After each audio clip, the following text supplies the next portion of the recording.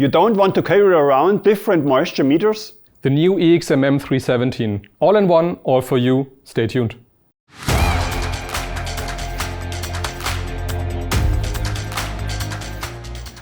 Hi everyone, I'm Manuel, Product Manager at Measuring Tools. My name is Roland, Product Trainer. And today we have a closer look on our latest addition to the portfolio, the EXMM3-17. But Roland, what makes this tool so special? Our moisture meter combines 3 sensors in one tool. The resistance measurement with the pins, the thermohygrometer for measuring the temperature and the relative humidity, and on the backside, the PET sensor. EXMM stands for EXPERT, MM for moisture meter, 3 is the amount of sensors as already explained by you, 1 is the first generation and 7 is the highest feature set. You can either use 2 AA batteries to run the tool or our lithium-ion 3.7 volt battery. During measurement, you can just store the magnetic cap underneath. The tool itself has a very robust housing with safety class IP65.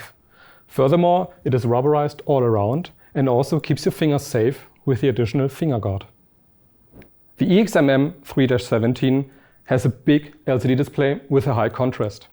If we have a closer look on it, on the top half you can see the temperature measurement as well as the relative humidity measurement. In the middle, currently pin mode is active, but we can easily switch from pin to PET mode using this button here below. On the right side we can also see the battery status. If we go further downwards, we can on the one hand see the favorites list, which can be selected via the settings in the menu. And also below that we can see the threshold scale. This one can be individualized on the main screen by yourself. Down below this, we can also see the current measurement, which is context-based on your setup threshold scale, as well as the ability to store up to 2 different measurements. Let's have a look in the feature settings. Therefore, I press the button Settings, and then you see here already Material Selection. So there you have the possibility to select between 37 wood types and 10 different construction materials, which you select as a favorite, and then you have them visible in the main menu. Then the next point is self-test.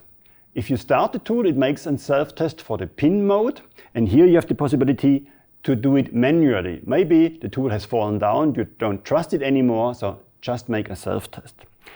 Then you can also switch on and off the sound, and very important, we have 36 different languages which you can select.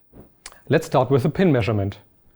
Before starting the measurement itself, we have to keep in mind to select the right material. Therefore, I selected beech, and also to select the right mode. Here I already selected pin.